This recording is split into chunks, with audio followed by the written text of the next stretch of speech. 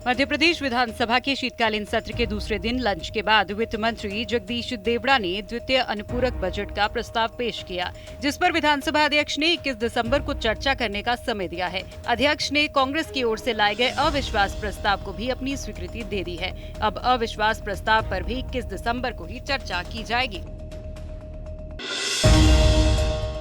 CM Bhupesh Baghel ने राज्यपाल अनुसुईया उइके और पीएम मोदी की मुलाकात पर कहा है कि राज्यपाल की जिम्मेदारी ज्यादा होती है, इसलिए उन्हें आदिवासी आरक्षण विधेयक पर पीएम मोदी को कन्विंस करना चाहिए। वहीं कांग्रेस के नेता और उनके ही मंत्री टीएस सिंहदेव के बयान पर बोले सीएम भूपेश बघेल ने कहा कि उनके बयान का गलत मतलब निकाला जा रहा है।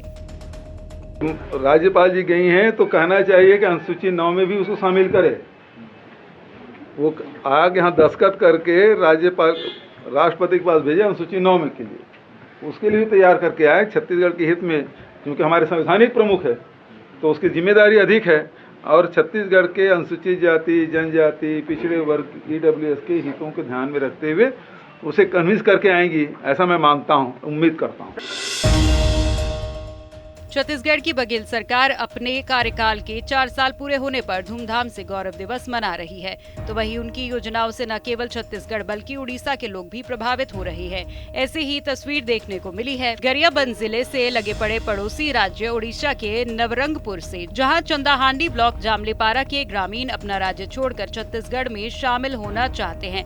ऐसे 1-2 नहीं बल्कि 20 परिवार है जो अब छत्तीसगढ़ में शामिल होना चाहते हैं। ग्रामीणों की माने तो उड़ीसा सरकार की कई योजनाओं का उन्हें फायदा नहीं मिल रहा। इन लोगों ने बाकायदा अपने ग्राम प्रमुख के पास अपने डॉक्यूमेंट जमा करवा दिए हैं।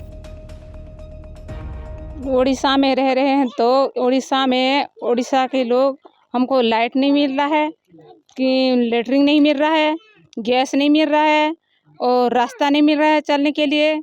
इसलिए हम चावल कार्ड को सरपंच के पास फिरस्त करके हम छत्तीसगढ़ में शामिल होना चाहते हैं।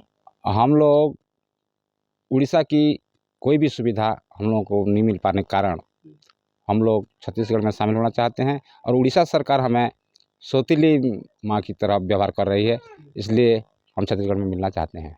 भूपेश बघेल का योजना हम लोग कोई भी किसान को भी, सभी किसान को समान दृष्टि में देख रहे हैं। प्रदेश के विभिन्न सरकारी अस्पताल और सामुदायिक स्वास्थ्य केंद्रों पर काम कर रहे संविदा स्वास्थ्य कर्मचारी बुधवार से अनिश्चितकालीन हड़ताल पर बैठ गए हैं।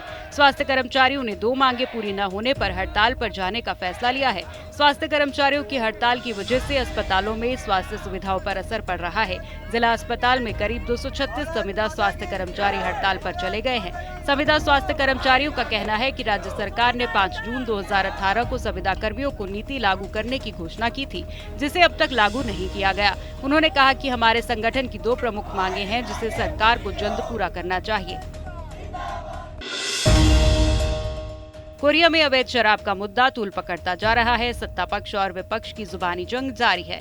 एक तरफ सत्ता पक्ष के तीनों विधेयक मध्य प्रदेश के अनूपपुर जिले से प्रदेश में आ रहे अवैध शराब का विरोध कर रहे हैं, वहीं प्रशासन पर कार्रवाई का दबाव बना रही विपक्ष भी हमलावर है। हालांकि पुलिस विभाग के जिम्मेदार अधिकारी अवैध शराब परिवहन बिक्री में कार्रवाई की बात कह रहे हैं। छत्तीसगढ़ आबकारी विभाग नदारद है। महज खानापूर्ति के लिए आबकारी विभाग ने बॉर्डर पर बैरियर लगा दिए हैं। करनी पड़ती है। देखिए, पुलिस को जब भी सूचना मिली है पुलिस के द्वारा कार्यवाही की गई है और इसके पहले भी पूर्व में सूचना आई थी तो पुलिस के द्वारा कार्यवाही की गई थी। निश्चित है इस कड़ी को हम लोग आगे बढ़ाने का प्रयास करेंगे कि बरतराई जहां से ये लोग शराब लाना बता रहे हैं इसमें मुख्य भूमिका किसकी है, तो हम उस कड़ी पे भी कार्यवाही करेंगे। झारखंड में शिखर जी को पर्यटन स्थल बनाने को लेकर जैन समाज का प्रदर्शन हर ओर जारी है। पूरे मध्य प्रदेश में जैन समाज इसका विरोध कर रहा है। अब जैन समाज के लोग प्रदर्शन में मध्य प्रदेश की पूर्व मुख्यमंत्री और बीजेपी की दिग्गज नेता उमा भारती ने अपना समर्थन दे दिया है। उमा भारती ने अपनी ही सरकार के खिलाफ बोलते हुए कहा कि शिखर जी जैन समाज की आस्था का केंद्र है। केंद्र सरकार के नोटिफिकेशन जारी करने के बाद जैन समाज के लोगों ने मुझसे मिलकर आग्रह किया है कि उसे पर्यटन स्थल नहीं बनाया जाए। विश्व के प्रसिद्ध आस्था जैन समाज के आस्था का केंद्र समेत शिखर जी का जो स्थान है उसको केंद्र सरकार ने पर्यटन स्थल के रूप में चयन करने का तय किया, उसका नोटिफिकेशन किया है। जैन समाज के लोगों ने मुझसे मिलकर के आग्रह किया है और मैं उनके उस आग्रह से सहमत हूँ कि उसको पर्यटन स्थल घोषित नहीं करना चाहिए, क्योंकि वो पहले ही पर्यटन स्थल है, लेकिन वो तीर्थाटन का स्थल है, पर्यटन का स्थल नहीं है। और इसलिए तीर्थाटन की जो पवित्रता और शुचिता होती है वो पर्यटन स्थल घोषित हो जाने से बाधित हो जाएगी, क्योंकि वहाँ लोग तरह तरह के रिसोर्ट बनाएंगे और ये रोक नहीं पाएंगे ये लोग उसको पर्यटन स्थल घोषित होने पे। इसलिए उसको तीर्थाटन ही रखा जाए और तीर्थाटन के जो विधि निषेध हैं, जो शुचिता है, वही उसकी बरकरार रखी जाए, क्योंकि वो अनादिकाल से तपस्या की स्थली रही है बड़े महान पुरुषों की, और उसमें किसी भी प्रकार से सरकार को कोई बाधा उत्पन्न नहीं करनी चाहिए। बल्कि जैन समाज की इस मांग का, मैं इस भावना का बहुत सम्मान भी करती हूँ, क्योंकि लोग तो कहते हैं कि हमारे तीर्थ स्थल को पर्यटन स्थल घोषित कर दो। ये समाज अपने स्थान की पवित्रता को बनाए रखना चाहता है, उसका व्यवसायीकरण नहीं करना चाहता है। आधुनिकीकरण किया है इन्होंने, लेकिन उस आधुनिकीकरण में भी अध्यात्म को बनाए रखा है, और इसलिए उनकी आध्यात्मिकता के साथ कोई छेड़खानी नहीं होनी चाहिए। ये मैं इस बात से पूरी तरह से सहमत हूँ और इस मामले को मैं मोदी जी तक पहुँचाऊँगी। उज्जैन में महाकालेश्वर मंदिर में दर्शन के दौरान आप मोबाइल साथ नहीं ले जा सकेंगे। उज्जैन के विश्व प्रसिद्ध महाकाल मंदिर में दर्शन के नियमों में बदलाव किया गया है।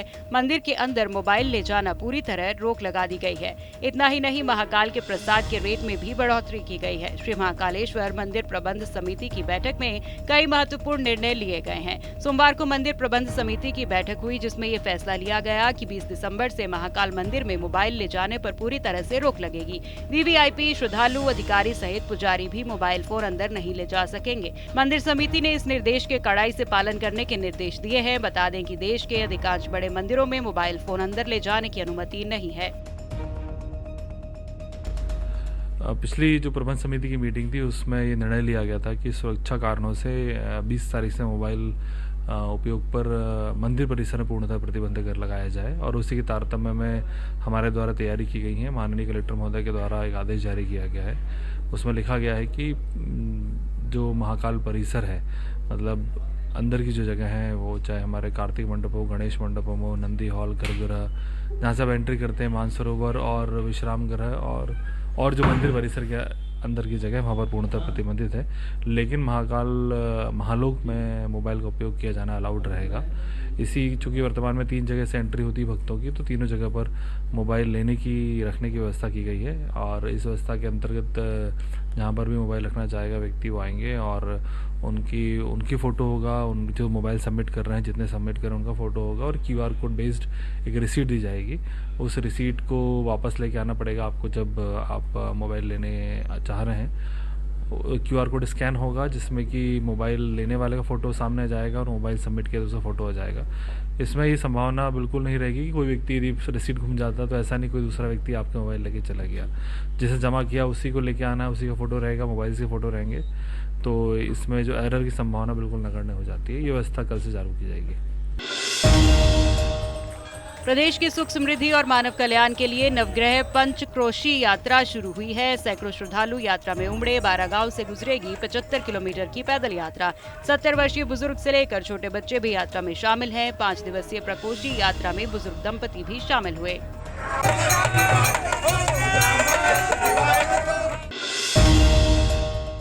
मध्य प्रदेश में 21 दिसंबर के बाद एक बार फिर से मौसम में बदलाव देखने को मिल सकता है। मौसम विभाग के अनुसार कुछ जगह बूंदाबांदी के साथ हल्की बारिश हो सकती है। बादल छाने से तापमान में मामूली बढ़त आएगी, लेकिन मौसम में ज्यादातर उतार चढ़ाव देखने को नहीं मिलेगा। मौसम विभाग की माने तो दिसंबर के आखिर तक कड़ाके की ठंड पड़नी शुरू हो जाएगी। ग्वालियर, जबलपुर, सागर और इसके आसपास के इलाकों में तापमान 9 डिग्री या इससे नीचे रह सकता है। इंदौर, उज्जैन और इसके आसपास न्यूनतम तापमान 14 डिग्री या इससे ज्यादा होगा।